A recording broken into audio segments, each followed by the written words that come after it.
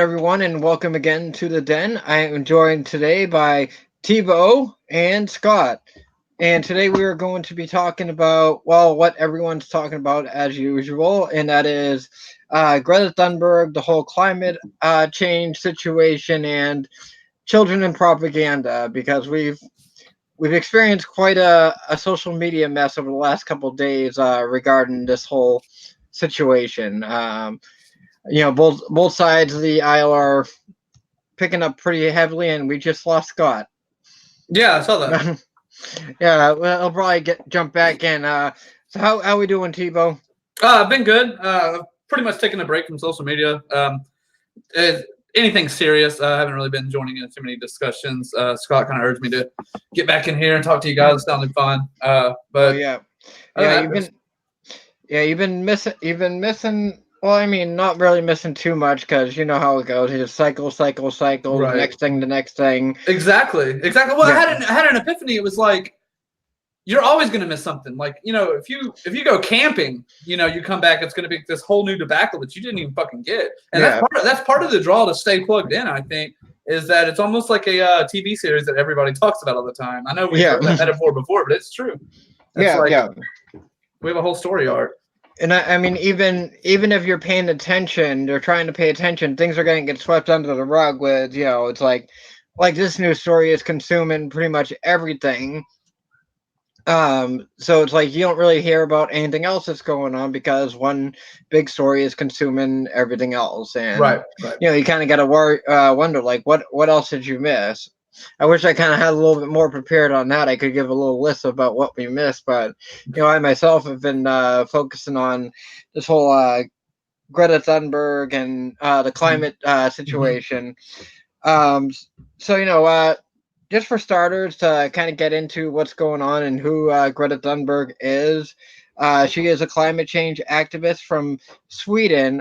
She is autistic, and I believe it is Asperger's is her other condition that she has. Yeah, I heard she said she had Asperger's, and in the TED talk she did, I want to say last year, earlier this year, she said she had selective mutism, which means she only speaks when she feels it's necessary. And she started her speech by saying, "This is one of those times." I don't know if that was just like a political plug-in or if that's a real thing or not, but I do remember that as a diagnosis she had.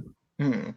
Yeah, and the thing that I keep on trying to stress to people, it's like, what, you want to talk about climate change and all the rest, it's like that's fine, but like don't hide behind a child and just kind of like make it all about the figurehead and not the topic at hand, Right. which I mean I guess we're kind of doing now, but I think we can dive into a little bit of the actual topic itself a little bit later, but we're going to be talking about what everyone else is talking about.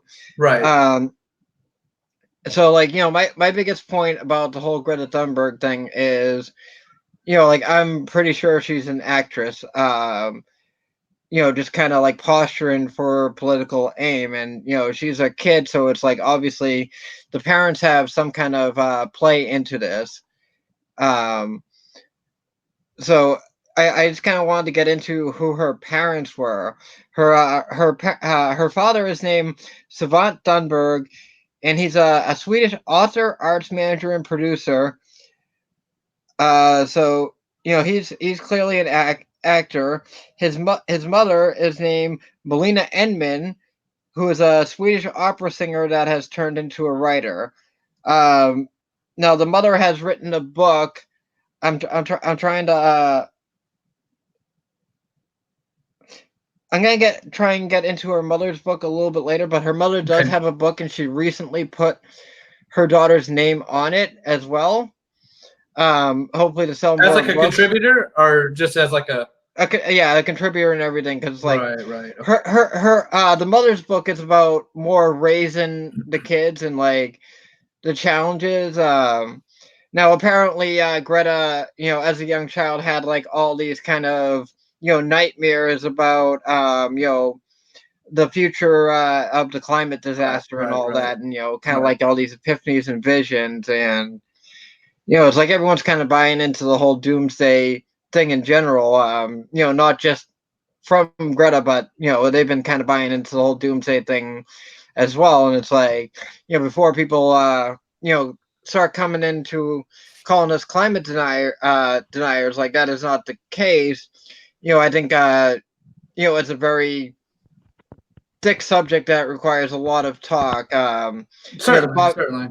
The popular thing before was, oh, if you don't agree, then you must disagree with 97% of scientists. And to which I always say, all right, so I can agree with the 3% of scientists. I'm still agreeing with scientists, right? Yeah, exactly. And kind of like you referenced before, we are kind of addressing what everybody's talking about, but I think if you keep it a little bit meta and you kind of look at the whole picture without getting like immediately throwing yourself to one side or the other, I think it's a bit more acceptable. I did want to touch on the couple things you said about the whole Greta incidents, and for one, without a doubt, it's political posturing. I mean, that's not like hidden or try. I mean, it's political posturing. It wasn't a happenstance. Intercepted speech that somebody gave on a sidewalk. It was put on broadcast to be political posturing at an event for political posturing.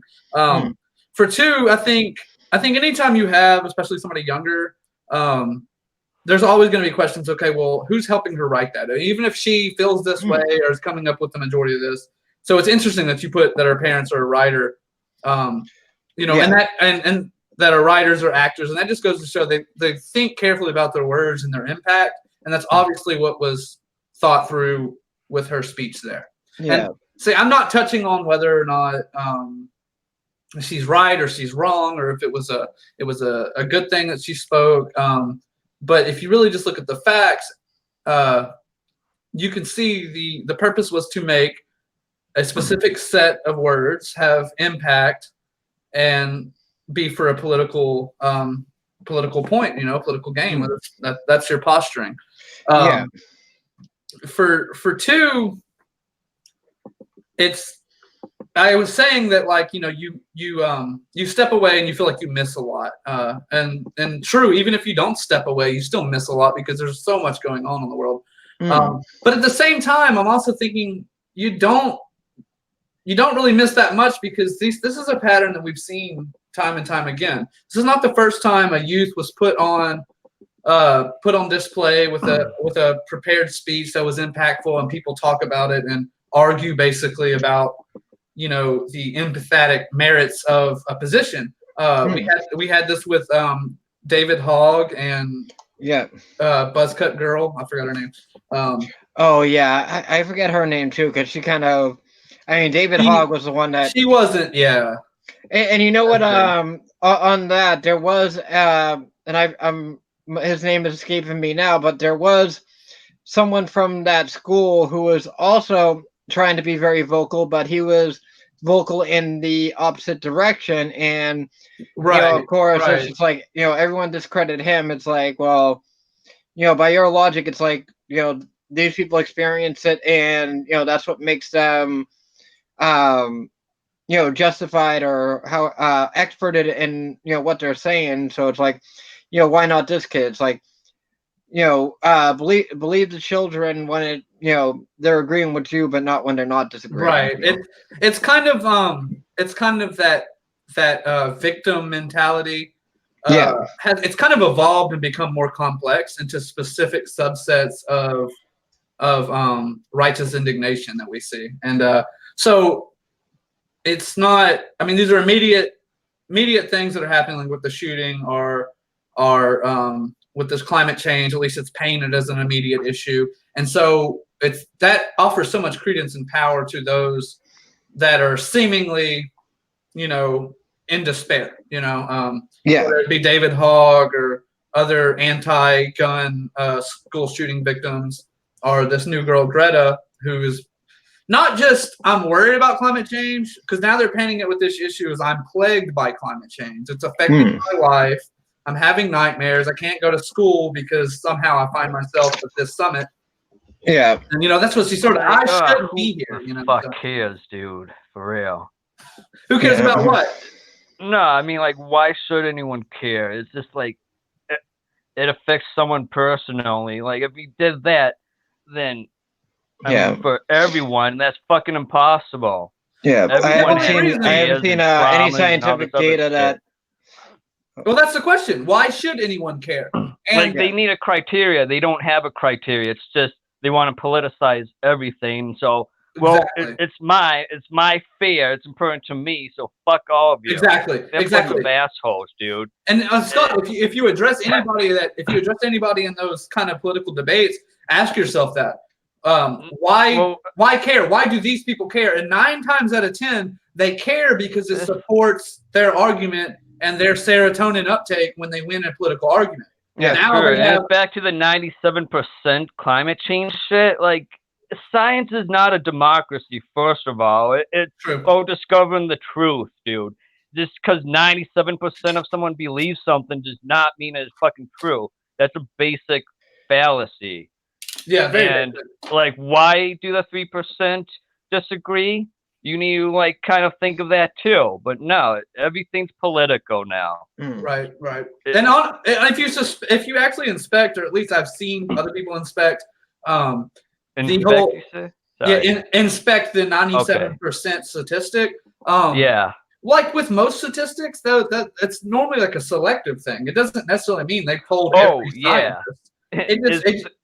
It just means out of every article that dealt with climate change, 97% of the writers lean toward climate change is real. It was something like that. And of course, when you have a climate change paper that they're looking for, only 97% of the, so you're not even actually looking at 97% of scientists. It's just it's selected shit. It's like 97% of articles written by scientists in the climate change field that were selected from a grouping of like 4,500 articles. 97% of those articles were more that climate change is a real thing. Yeah, and it's all taken from that. Was that psycho, skeptical science or something? Which is supposed to go after like climate, like is this a climate alarmism page by a cartoonist? I'm not familiar. John Cook or something like that. I'm not familiar. That's the one site they all go back to, which has been like demolished time and time again. Right, and I've seen a lot of statistics. Once you really get down to the brass tacks, they're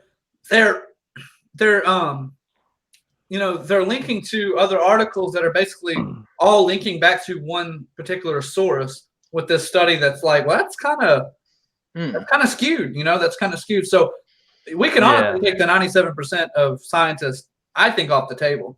And diving into that more, it's like, I think it becomes like a take everything or nothing argument when it comes down to it, because it's like, like I agree, climate change is happening. Like that is obvious. Like that's what that's what climate does. Like, okay, like yes, CO2 is out there. I don't think anyone's really denying that except for, some real loonies. But then it's just like, oh well, if you don't agree with like the government banning of X, Y, and Z, you must also be a climate denier. And it's like, okay, that well, that's just ridiculous. And that's what it ends up becoming, where it's like okay, like I agree. Okay, I agree. Yeah, I don't know about that. I think we'd be taking a big step back as a society if we got rid of X, Y, and Z. And it's like, oh, what are you, climate denier? And it's like that's the real issue. If everything they say is completely right, though, we're already fucked anyway. Yeah. So, like, what are we gonna do about it? So we have to improve infrastructure, something. Which, I mean, that's the main issue, because I don't think we should accept everything that they say is right. We've had the doomsday predictions already before. The ice caps are supposed to be melted. We're supposed to be underwater by now. But like where it goes from is like, I can 10 years we should be dead. I accept personally, okay, the climate's changing. Okay, that is what it does. I also accept we're probably living in a non-sustainable way, or at least not in an optimum sustainable way. And we probably are affecting negatively the climate. But I don't understand why there's not more room for people that are exploring the concept.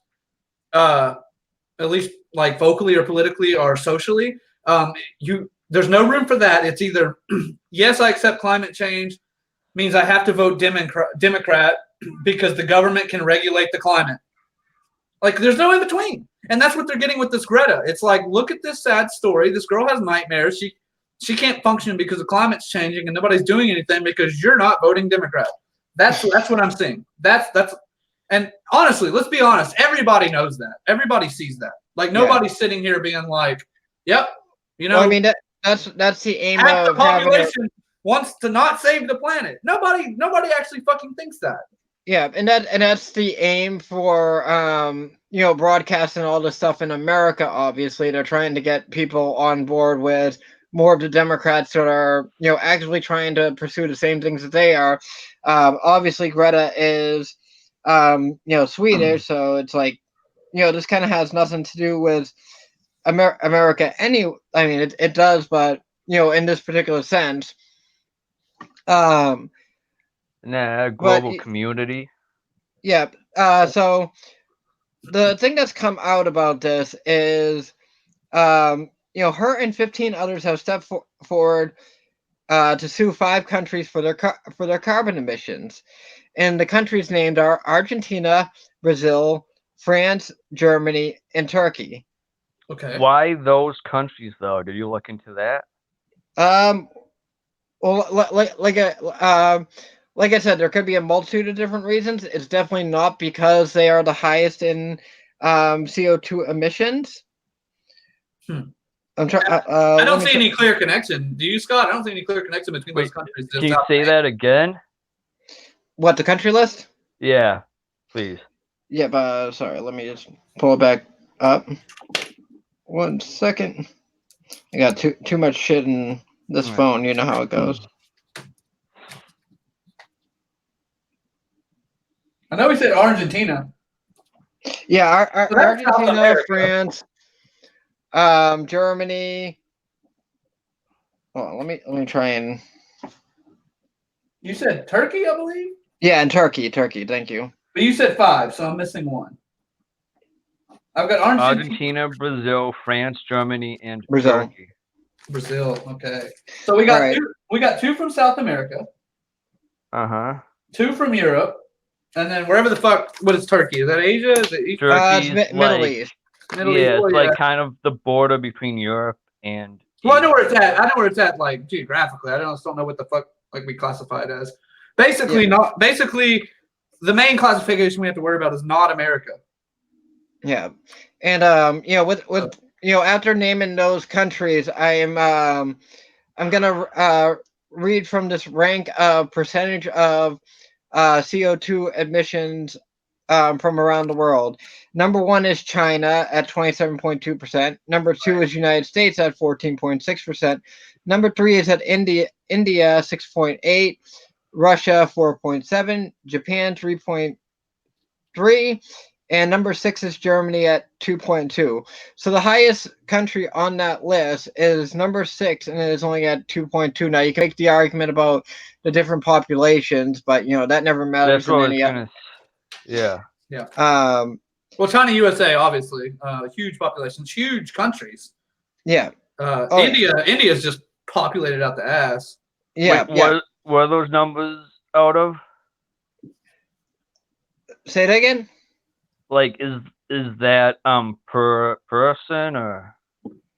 Percentage of global emissions. Of global emissions. That's just percentage responsible. So percentage of the country, like altogether, responsible for the emissions that are coming out from that particular country. So it's How do you figure that? How do you figure that? Is it just industry? Is it just like industry, or is it? I don't know how they get their figures. I'm just reading the figures. Ass or something. I mean, look, I buy a Tupperware and use it like 3 times and throw it away because I'm tired of like the orange spaghettio ring. So am I adding to that because I buy a new Tupperware from China who's making it? Hey, so that That my point being is it's too fucking complicated for somebody to come and be like, you need to fix it, it's your fault, and that's why you're evil. No. Yeah. Nah. Well, it's like, France, CO2 comes from CO2 comes from a lot of different things, and there's also benefits for CO2 being in the atmosphere. It is, it's there naturally for a reason. It may not be, um, I'm not like a CO2 expert, but there are benefits to CO2. It helps plant life grow and stuff like that. But it also has some negative effects, just like anything else would. Most of it, I think, comes from the ocean anyway. Yeah, and a volcanic eruption produces more CO2. Oh wait, no, I got that mixed up. Never mind, go on. Yeah, a volcanic eruption, causes. I'm not gonna like have it go with any figure in case there's some fact checkers out here, but it is a substantial amount of CO2 that a volcanic eruption, um, gives out, and it's like I don't hear anyone talking about let's cap the volcanoes. Yeah. And you make a giant just fill it in. Yeah, you can just get a cement truck up in there or something. God's cock. So I mean I think the thing that I took notice to most of on that list was France, and France isn't even in the top 15 here, and they run their country. Their country is 75% powered by nuclear power. So why are they getting sued? Has there been an answer yet? No, you don't question anything because questioning them is questioning science and little girls and all. Maybe there's a countries that think they can win and start like a snowball effect or something like that. Yeah. Oh, maybe it's the Russians actually, and that's not a joke. Yeah, well, Russia is up on that list, so. No, they're not. They're not on the list of countries being sued. No, but they are number 4 in. They are number 4 in the rank. Yes, they are. So yeah, it's like you kind of got to ask like why the selective process, and it always comes down to who benefits, right? Like that's the question we always, or at least rational people ask when something's going on, and that's who benefits. And I mentioned France being heavily reliant on nuclear power, and the main export of Sweden is steel. Now, maybe I'm getting a little bit tin hat over this, but Sweden is powered by hydropower.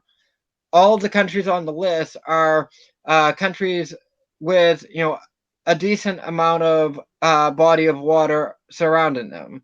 So it would be countries that would be able to switch to a hydropower system pretty easily. And of course, Sweden, its main export is steel. And if you need hydropower or a lot of these not economically, ecological sound methods of energy, you're still going to need a lot of steel infrastructure to run this. Yeah, I see. So it could be more of like an economical approach. Let's sue the countries to make change that can use hydropower that will rely on our steel industry here in Greta's home sliver of the world, Sweden. So yeah, I got you. I mean, that's getting into the weeds, and maybe that's, it is, but it's enticing enough to think about. It's something to consider. You know what I mean? Because like you got to consider who benefits and why they're doing what they're doing. Because if you're trying to get me to buy the fact that all these people speaking on climate change are really that worried, I mean, one of the biggest names that has been out there is Barack Obama, and he just bought a house in Martha's Vineyard. If you know anything about Martha's Vineyard, it's all expensive housing. It's like right on the coast of Massachusetts. Right, exactly. So it's like, why would he spend so much on a house that he thinks is going to be underwater within 7 years? Well, he doesn't think that. Exactly. Yeah, I mean, that's obvious. Like I said, anybody, I mean, trust me, there's some people that actually do believe this. I mean, I don't think like the Obamas of the world, but there's people on Facebook that we interact with that probably do believe this. But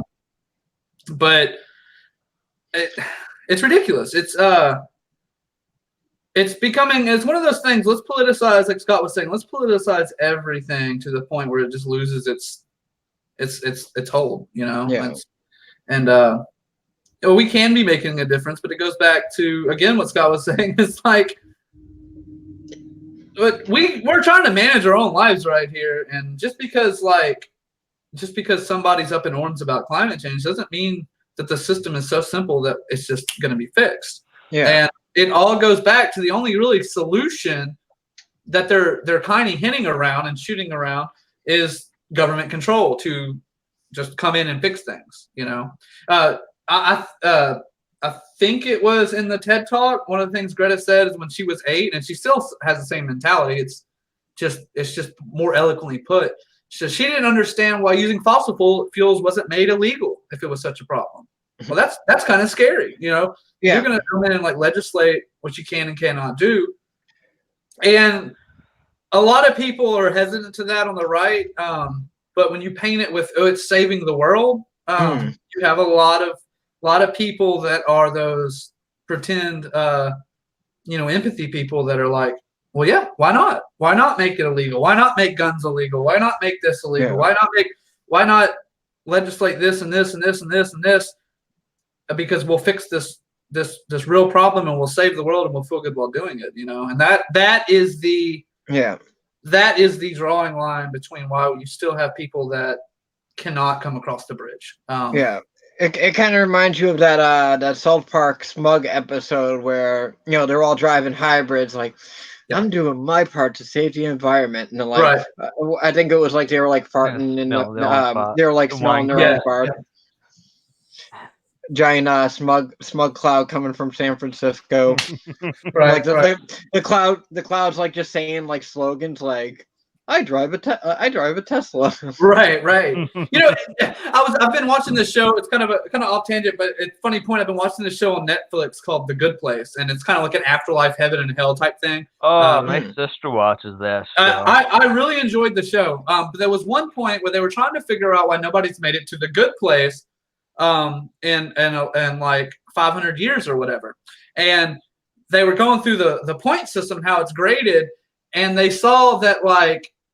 It was like, oh, so such and such ago, this one guy bought his sick mother roses to make her feel better, and he gained 14 good points. This other dude brought his mother roses, and he lost like 12,000 points. And it's like, well, what's the difference? Because the intent is the same, but then it's like, well, the point system, like their epiphany was that the world's become too complicated to be good, because like he had bought the roses, but they weren't organic, and they were sprayed with pesticides, and they were like illegals had to like go and pick them, and they get paid 14 cents. And this guy had no clue, but he's going to hell because he brought his fucking mother roses. And it's like, it's perfect. It's like, a perfect example of that is, like the whole Colin Kaepernick thing. And it's like, oh, well, we support Nike because we support, and it's like, You realize that they make those shoes in like sweatshops using child labor, and it's like, it kind of becomes a conflict of interest. It's like, oh, we're making a difference. I'm like, we're making a difference. Yep. Yeah, the difference is that the kid was born with 10 fingers. Yeah. Now he's got 8.5. It's like everyone loves the corporate oligarchs when they just kind of like pander to the little bit. Like all you gotta do is give them a little bit, and then just like they'll be happy and like, oh yes, I love child labor now. It goes into that whole teleological ethics nonsense. I think even some of the Think Liberty guys accept, which I'm not going to go into. That only good deeds or good actions count, which is garbage. Yeah. You want me to go into it?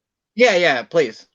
Where's it going? The whole, like, first of all, I don't think, like, certain, like, negative actions you do can just be made up for how much time you put into, like, helping people necessarily, if you catch my drift. And that's like all that matters and counts these days anyway. Mm. And I don't know, there's like a kind of like, you know, prudence and all that other garbage that's kind of the new atheists are kind of like the old religious people now, it seems. Oh, okay. I think I get what you're saying. I'm not quite sure if you had more to expand on that, or No, go into it. So I think what you're saying is like there's too much. You're saying there's too much focus on like only helping people, as opposed to like a negative action, like not doing something, right? Yes. Yeah. Okay, so I'll take a negative action. It's talking about ethical positivism, I guess, is another word you can say, which is basically just moralistic. I mean, that could really be a different show altogether. Oh yeah, So, yeah. We'll have to prep on that one. Get into some deep philosophical conversations on that one. But you know, it ends up being the same song and dance, like I mentioned, the whole South Park smugness, and that's what you see with the people like because like you see the complete different sides of it. It's like most people on the right are just kind of like making memes and like making light of the whole situation, having fun with it, and it's like the left will be like, oh well, how dare you make fun of this little girl that chose to get up in public, and and it's like, well, that's the thing. It's like, if you like, doesn't matter what age you are, like if you choose to jump on the pedestal and make yourself public, like you're gonna get criticized. You're gonna get the praise and criticism. It's gonna be both ways. It's this isn't kindergarten where it's like everyone play nice and you get a timeout if you say something mean. Right, and that kind of, I mean, that kind of reminds me that a lot of people, and I want to say a lot of people on the left are more looking at the person, and that's all it really is.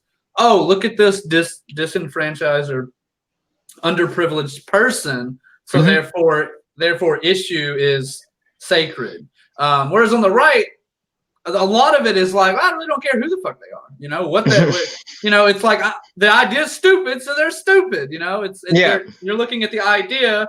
So I mean, it could be it could be whatever. Honestly, look, if Donald Trump would have came on and ran on climate change, we got to change this, that, the other, and ran on a basic Obama policy, he wouldn't have had the same support. It wouldn't have been, oh well, we like Trump, so therefore idea is good and sacred. It's kind of a vice versa switching, I feel. Oh yeah, well, it's just like no matter what Trump does, it's always bad. It's like, all right, well, he's doing all these tariffs and ordering companies to come back home, and putting American jobs back on the table. And it's like the left is like, we want jobs. Like, okay, Trump just gave you jobs. Yeah. No, we don't want it that way. Like, but we don't like person, so therefore we don't like that idea. Regardless, can we get another idea person? It's got to be a package deal. It's like I feel, and I think a lot of people agree, where it's like they purposely put kids up there so you can sit there and be like, oh well, she's just a kid. Like how dare you, as the title is, like how dare you? How absolutely dare you? How dare you say anything bad about the sweet little girl or the sweet little boy? And it's like, like these people get up there and whether it be by their parents or by their own volition, they're getting up there, they're jumping in public, and it's good for them for trying to voice their opinion. Right. But it's like they're gonna get the criticism, and that's just part of it. Right. You saw what is commonly known as the MAGA hat kid, the kid who just kind of got caught on camera smiling inappropriately. Nice little face crime, 1984 reference. Yeah. Smiling at a Native American chief, and it's like the left went crazy about that. Like, oh, like what a smug little asshole this kid is. Like, it's like, what, he's standing there and smiling, like. Yeah. Like how are you even going to judge what his actions are? It's like a bunch of people are beating a drum around him. It's like, yeah, the hypocrisy is like, it's so tangible. It's yeah. seriously like I mean, you could pick it up and use it for fuel for your car. You could just put it in, and then we'd be all right, Yeah, same thing like I was talking about earlier with it's like the David Hogg versus the kid that was saying like, no, like we need more guns to protect us from things like this, and it's just like, well, no one cares what you say, kid. Like, right. Yeah. And it's like it becomes like Kyle. His name was Kyle Kashov or something. We forgot his name. Yes, thank you. Yeah. And it becomes kind of like this monopoly on truth and ethics by the left, and it's like, oh well, nothing is true unless a website that says fact says it is, and it's like, yeah. It's like the thing that you see on Facebook now. If you notice on Facebook, you ever see like a website being posted and it will have like the fact checker attached to it? Right underneath it, yeah, I have. Yep. And it's always towards right leaning things. Like it could be the most ridiculous leftist bullshit, and it will not have that thing. It's like you're putting it underneath the Babylon and be like, yeah, thanks. I'm pretty sure I know a satire site isn't true. Right. But you got to make sure though. You got to make sure because those writings are dumb. And I'd like to touch on before I have to go on the because I was really interested in this whole idea, and I think it ties in. I think the article that I saw discussed was talking about the emotional maturity, and it's something I've personally been thinking about and dealing with, and I've gone through a lot of like emotional growth over the last couple months, and I think I have a little bit more like sympathy to like liberal ideas. Or at least I never really like got out of touch with my liberal side, but I have a little bit more sympathy. But at the same time, I still consider my conservative, and I consider conservatism still the more emotionally mature stance. And why is because I really feel like the divide, and I've said this before, is you have the people on the left that are saying, you take care of this problem, you fix this issue, you fix this system, whoever you are, whoever this finger is going to land at, and it's going to land at anybody that's mocking this speech or anybody that's against this platform or this issue, you fix it, and more on the right is like, I'm responsible for my actions, and I need to discover and live in a certain set of morally acceptable behavioral patterns, and put myself and my responsibilities as what I need to focus on. And that's what I really see. And I think that's the more emotionally mature position, because when you're wronged or betrayed in life, it's really easy to just start blaming everybody else. It's easy to blame the person that wronged you. It's easy to blame other people that helped cause that. It's easy to get mad. But honestly, the only way you really grow and get out of a situation, whether it be like personally or whether it could be environmentally, is you have to look at yourself and say, what do I need to fix, or what can I do? Little steps, like that. And you have to judge yourself from the outside. I think the left hates that. I think the left, they really do, because with this Greta, there they go. They're putting a small female child on the forefront instead of a climate change scientist who we could have heard from. One of their 97%. They've got to have millions, right? So they could have put them up there, but they put a girl up there because it's so hard to be like, well, what are you doing, Greta? What can you fix, Greta? Because you're just saying we need to fix it or you're not going to forgive us. What have we done to you? I mean, we're just trying to live our lives.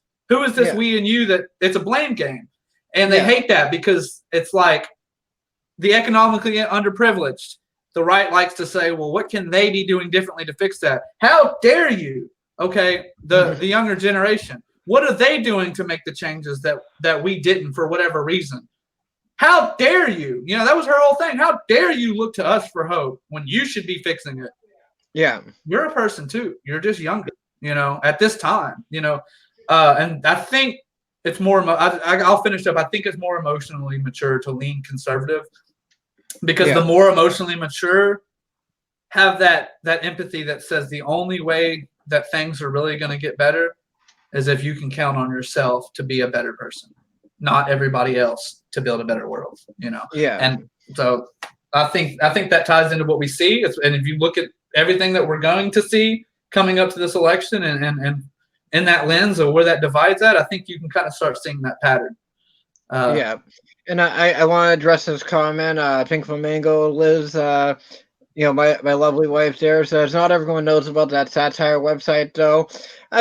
Yeah, but I mean, I think some of the titles and everything, it's like, you ever see a satire website and it's like, it's just satire by reading that first line.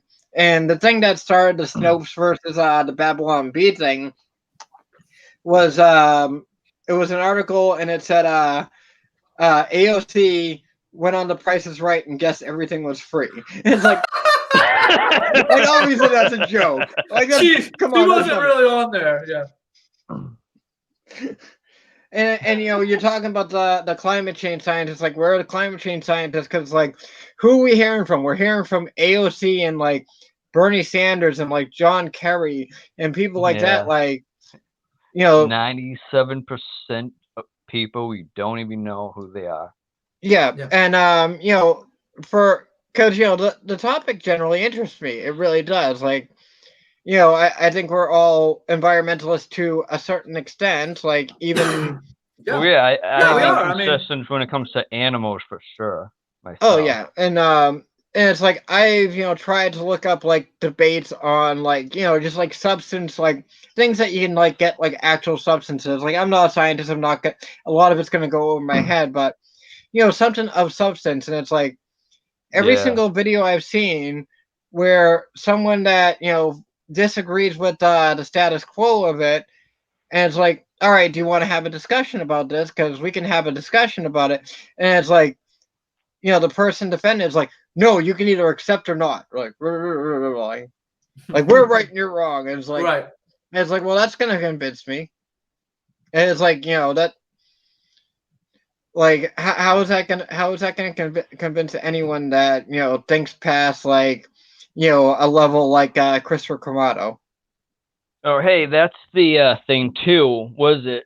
Oh yeah, they're like, well, scientists have landed like the rover on Mars using math, and how can you deny climate change? And it's like, well, first of all, the climate is not like as like defined as math is. Right. You're just like getting an unmanned vehicle from point A to point B, and then while the climate is way chaotic, and climate scientists know this, the real ones at least, and they know it's not even like probably not even 5% know what the hell is going on.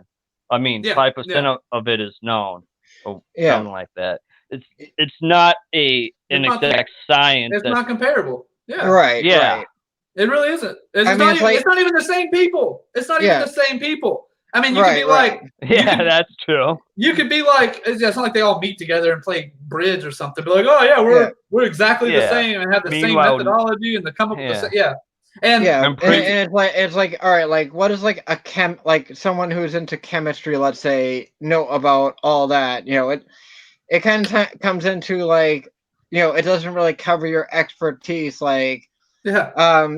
A great example is Dawkins is a biologist, and like, okay, like, he can talk all about biology, but it's like, is he really an authority on like cosmological things and theoretical physics and stuff like that? Like, no, absolutely not. His theory of memetics is horrible.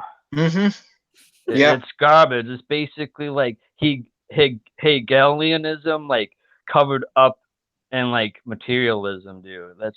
Just junk. Put it together in like a suit. You're sick. Eat this shit. Religion is a mind virus. Well, I'm sure atheism is too. Then, like, whatever. Yeah. Another thing too, if you want to point to scientists, what about the Nazi scientists who coincidentally founded fucking NASA anyway? So, well, they're scientists, right? So. Yeah, fuck it. It's only the scientists we agree with. Yep. Yeah, it was that's science now. That rocket scientist, I know. That's so scientific. That's so scientific. That passed by NASA today, actually. Wait, what? I passed by NASA today. No, what did? What? I did. Wait, what? Oh, you're near the NASA building. Yeah. I thought you said it passed. Like, never mind. No. NASA's not mobile. No, it stays there. No. My wife works by NASA, and I drove over there today. No, I thought you meant they like kind of like all agreed on something and they made some changes. I thought that's what you're saying. Never mind. Not physically passed by something. Yeah. Yeah. Yeah. It's like, that's what scientists do. Scientists do like things that Richard Dawkins does. It's like, I'm a scientist. Look at my expertise. I am going to use my scientific expertise to tell you that Islam is evil. It's like, how do you measure that? Yep. Exactly. Well, we all know science is infallible too. Oh yeah. Every theory, it's like, every theory and piece of knowledge that came out hasn't changed at all. The job of science is not to keep going and keep researching, trying to find the best answer. It's settling on something that we like and just kind of like sticking to it. Right. Yeah, right. I mean, yeah, thank God for science, dude, that they would have proven that the sun rotates around the Earth. That's the way I like it. So I'm voting. Right? Like, who believes in that? That's who I'm voting for. Yeah, I know. It's like, everything is centered around us, like, because we're the important ones here. God damn it. No, well, in all honesty, though, the math did work, actually, and proved that the sun moved around the Earth.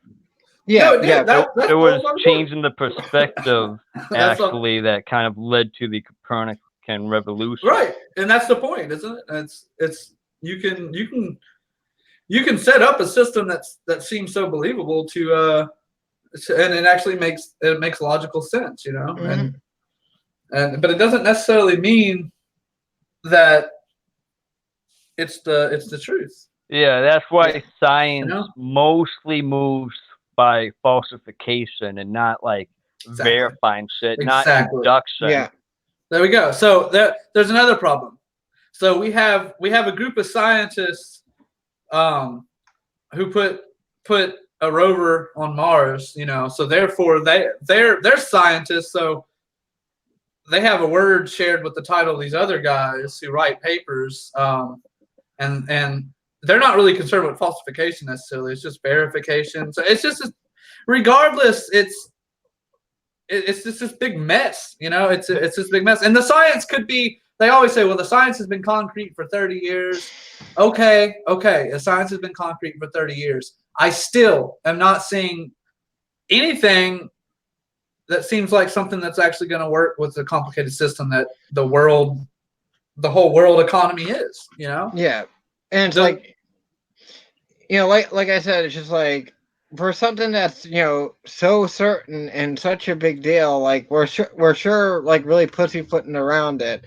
Like if it was really a big deal, like they wouldn't be trying to do all this political posturing. They just be like, all right, like straight call to action. Because do you remember, if anyone remembers the Y2K thing, and it's like how much effort and everything they put into that, and that was just a computer debug program. It's like they put way more work and care into 2K than they ever did with climate change. And if you don't see something wrong with that picture, I don't know what to tell you. Well, with Y2K, it was just like a computer problem. Yeah, right. And with like climate change, it's more political. So even if they're 100% right, I would kind of see things kind of turning out the same way anyway. Right. Like you don't. Yeah. Right. Yeah, like I actually posted a meme, and I got into like a little bit of an argument over this, and it was like the meme was about like a science experiment where they're like hold on, I'm gonna try and bring it up so I can remember it fully, so I don't butcher this. You pull it up. You pull it up and review it. I have a question for Scott, real quick. Okay. You pull it up and review it and get your words right, Scott. Another thing I don't understand that's popped in my mind. I don't get the lectures from like the atheistic community, which is by and large like like super, super leftist political. Because to me, atheism only can really align and connect with nihilism. I really have not seen a convincing connection to any other kind of worldview. Yeah, and so if this might seem wrong, but okay, so if we're going to take the nihilist approach, because I was for a long time, objectivism. Why should it even matter to me if the world's going to shit? Yeah. Oh, that's the thing, actually. Why do I have to care? You know what? I always say that. Which is why. What? Oh, sorry. Go ahead, Scott. I guess you really don't. Which, I mean, they have no answers. Which is why, to me, it often looks like they kind of like have to just fall into this sort of like pantheistic type idea with like the kind of the what was the term I used before? You hate the pantheist, Scott. No, I'm not even attacking pantheism this time. I think there's some good in pantheism, okay?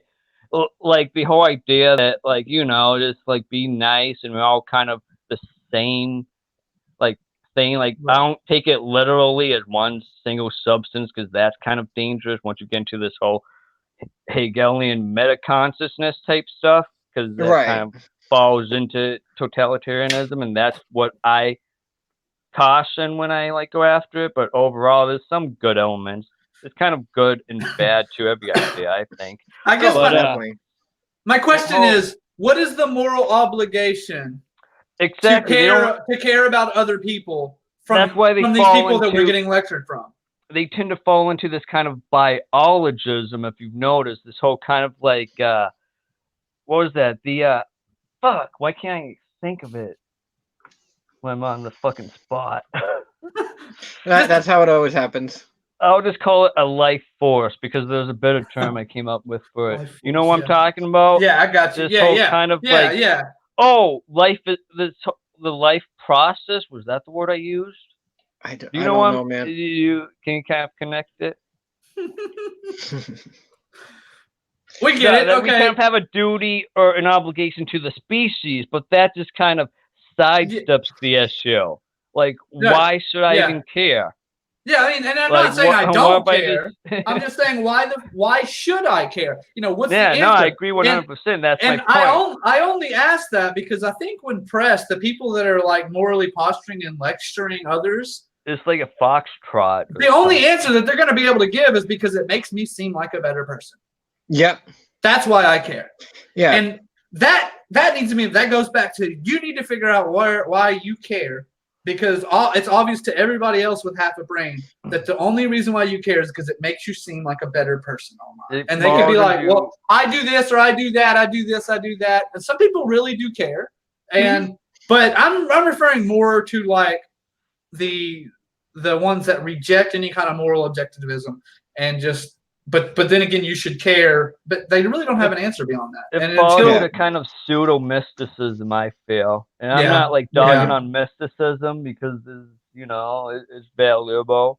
But the whole idea that you can know everything and know what everyone has to do and like kind of command it of everyone, I don't support.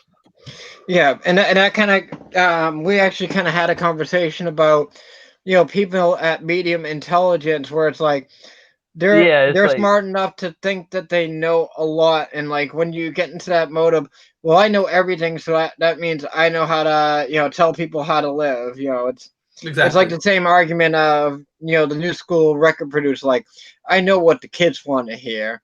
They don't want to hear this. About that, I think there's probably been kind of studies on that, right? Like a person who's like just moderately like higher intelligent, like maybe drops off at like 108 or 110. Yeah. Well, I know Milton Friedman said basically what I said, which is where I actually kind of got my take on it. I've been getting a little bit more into Milton Friedman lately, mostly despite Marshall. Yeah, I mean, I don't 100%. Like, I mean, I myself personally prefer the Austrian school.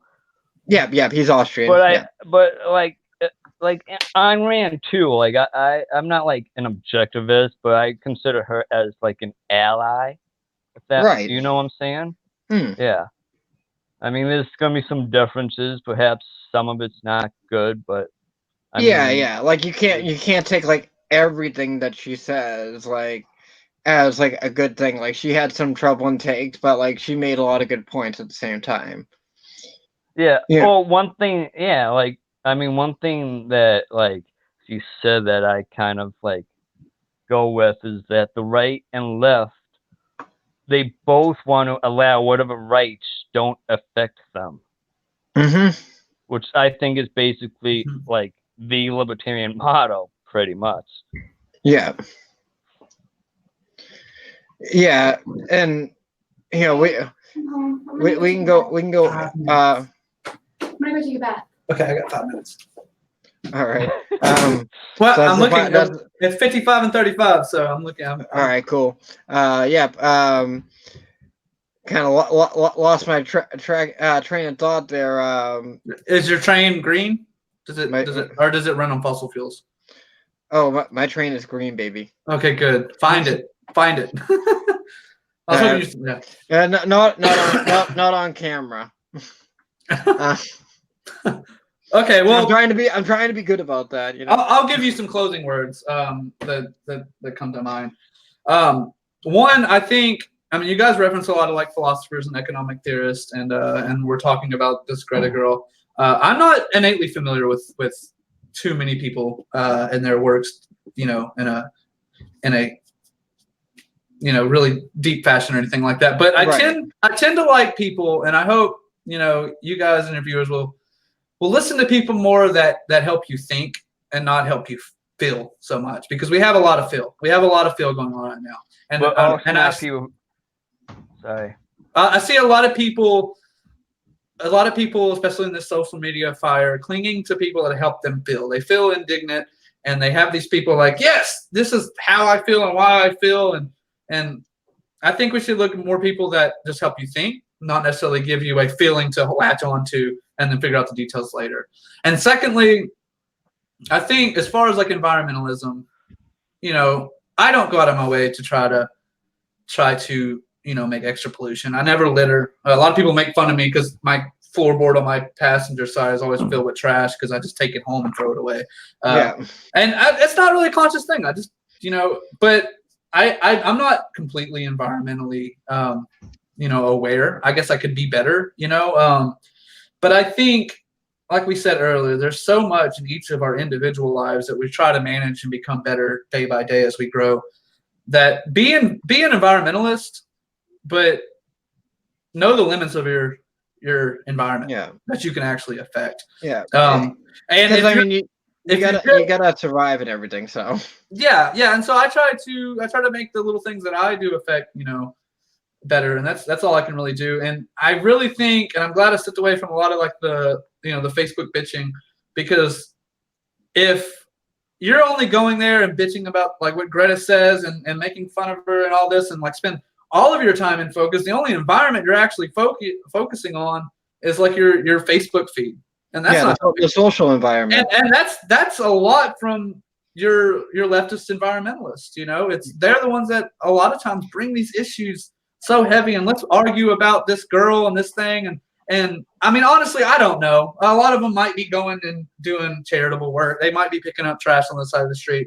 I don't know, but I highly doubt it. And I think a lot of it, the only environment they're focused on is on their computer, their phone, their tablet, and in their own mind with that serotonin. I'm better than you because I care about this indignation. And and I think you alluded neither to of that's worth a damn, in my opinion.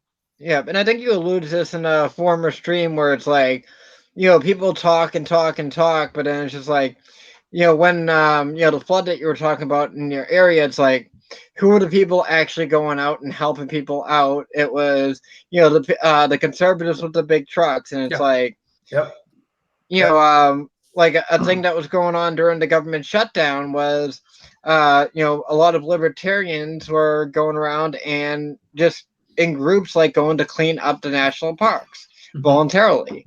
And it's like, the perception is like, oh, well, since libertarians don't want to make laws against pollution, all they want to do is pollute. And it's like, that's obviously not the case, because they and I'm not saying other groups don't do it, but you're right. It is more of people just being keyboard warriors, and I'm guilty about that as well. But I'm less of an activist and more of a commentator anyway. So it's like I'm not gonna sit there and like I'm an activist. Like no, I like to shoot the shit, get the conversation going. Exactly. My conversations is my activism. To not be corny, like right. I think, like you said, the best thing you can do is get people to think. And when you were saying your spiel, at first I thought you said fill and not feel, and I kind of agree with that more. It's like people are trying to fill you with that right answer. It's like everyone wants to be That's told true too. everyone wants to be told the answer, and it's like a good philosopher will teach you how to arrive at the answer instead of telling you that answer. Yeah. Yeah. And I think that's is about wisdom, not knowledge. Exactly. And it's like, that's why I'm so big on philosophy. Think. Yeah, that's why I'm so big on philosophy, because it doesn't teach you what to think, it teaches you how to think and how to arrive at answers. And I guess that is kind of what to think at the same time, but it's like, it's a different approach. It's not like, the answer to this is that. It's like, all right, well, let's take a look at this and see how we can dissect it. Yeah. And I think that's a big part that's missing, in today's conversation. It's like, all right, so let's actually talk about climate change. It's like, no, I'm just gonna say that you disagree with 97% of scientists, and call you a tinfoil hat, and whatever else. And it's like, yeah, real constructive. And before we close out, just because I did want to talk about this meme, and I'll give Scott his closing thoughts after I talk about this. And I got one of my friends kind of riled up because all this is in the news, and it was like in kind of meme form where I said, we need to listen to the scientists, and it's like scientists dash, so like scientists saying, and it's a CNN headline. It says, rats can be taught to play hide and seek, and they squeal with joy when they win, scientists have found. So it's like that's what scientists are doing. They're trying to find out if rats enjoy hide and seek or not. Like, this is what we're spending our time on. Like, do rats prefer hide and seek over freeze tag? We don't invite those to the monthly bridge game, though. Well, I play hide and seek with my dog all the time. But yeah, it just kind of adds to the ridiculousness. And Scott, do you have anything to close out with before we? Oh yeah, I think I had something. You had it. Where it went, we don't know. I mean, this whole Greta Thunberg thing, it's really weak. I'm not saying anything about her. I'm not attacking her. She's probably sweet, and people will want to say that. And that's the whole point, that if you say anything, you're attacking her. Hey, if you make fun of the people who support her, you're attacking Greta, not them. And it's like, isn't it obvious when I kind of quote, basically made fun of something that I believe? I mean, that you believe. What was it? I think I screwed that line up. Yeah, well, yeah, we know what you're saying. It's just like, it's same thing that happened with David Hogg. It's like, David Hogg was used as a figurehead to talk about, gun laws, and it's just like if you posted a meme with a quote by David Hogg, you couldn't just say what he was saying was absolutely false. It's like, like how dare you, like he went through a lot and he saw his friends die, and it's like, what the fuck does that have to do with the statement? Yeah, like let's just stop using children as shields. Exactly, and be a man or a woman. Yeah, on your own self, work on your own virtue. Stop being a coward. Yeah, because when somebody else takes up those words as like their own feelings, then I mean, I'm not okay. Then you're expressing the same thing, and it's like, so you're a 45-year-old dude. I don't know if you're 45, either one of you, but you know, whoever. No. I'm actually thinking of Zucker or whatever the fuck. But you're 40. You're a 45-year-old dude. So you're not a little girl. Can we like talk this out? You know, like without your Hello Kitty panties in a bunch. Yeah. Well, I don't know. I guess what people is there an inherent thing for people to just be bullies, and so they need a little girl to give them strength? I don't know. I don't know. I will say. I think that's going a little far with it. I think it's just kind of like a deliberate thing where it's like, you know, it's like a classic wrestling thing, right? Where it's like the bad guy wrestler, the guy that's playing the bad guy, he'll like have like, you know, a female you know, escort or manager, and it's just like, you know, to avoid getting hit by his opponent, he'll like, you know, hide behind the woman. It's like, oh, you're not gonna hit a woman. Yeah. So I think earlier to correct, I think when I was saying I don't think it's bad to talk about it or discuss it on Facebook or even for like some, you know, lighthearted raillery and just like getting at each other. I guess what I mean more is like supplying that righteous indignation about like, you know, let's make this a complete moral, you know, backstop for everything we say. That's more of a problem. You know, that's more acting like, you know, making fun of it, discussing it, taking it seriously. That should happen. It's just a layers upon layers upon layers of it, because it's like, all right, like let's take the healthcare thing. It's like, okay, well, not everyone can afford healthcare. Like, okay, like, all right. He's gone. Okay, yeah, so hey Tyler. Hey, what's up? So I'll go ahead and finish too. So basically to clarify, I guess I'm saying discussing it's one thing, crying over every little thing and making it, hey, cry with me or you're an evil bastard. So it's okay to discuss. It's okay to discuss a thing, but to cry over every little thing and making it, if you don't cry with me, you're an evil bastard. That's the issue. And I think it's like, you know, an eye for an eye makes the world blind. Yeah. A tear for every problem floods the fucking roads, and the dudes with the big trucks that you hate so much have to come and pull your stalled Prius out of the fucking water. That's the point. Underline that 3 times. Right. And like I was saying before I got kicked out of the studio for a second, you know, it just becomes layers upon layers of things that, you know, you get further from the point at every point. Like, you know, I was saying like, oh, not everyone can afford healthcare, and it's like, and this person, you know, died of cancer, and they were like, you know, 12 years old. So poor them. And it's like, oh, and I used to have a drug problem. Like, we're getting way off track here. Like, can we focus on like, you know, the topic at hand instead of adding layers upon layers of emotion to it? No, you can't, because the topic at hand for these people are layers and layers of emotion. That's all there is to it. And so anyway, I'm going to go ahead and close off. Let's remind everybody this point here. It's your top emissions, and these are the countries getting sued. I think if anybody can find a link better than what Michael was saying earlier, they should let us know, because that's pretty interesting. Yeah, because I mean, I do my research, but I'm a fucking kook. Yeah. Other than that, I'm gonna go run a gas generator that's connected to nothing, and just let it go. All right, yeah, I'm gonna close this out. You know, with all that. So catch you later, Tyler. Catch you later, Scott, and catch you later, fine viewers. Yeah, I need an address or comment. We'll do that next time. Yeah. Well, we will be back here at the den with, you know, we usually kind of carry like around the same cast. You know, it's a couple rotating pieces, but we'll see everyone here back again, and we'll talk some more shit, especially about leftists, because fuck them. Fuck them. Yeah. Fuck later, guys. Later, guys. All right, later. And thank you for watching the Den. And this has been Michael, Angelo, Tebow, and Scott. We are signing out. Have a good day, everyone.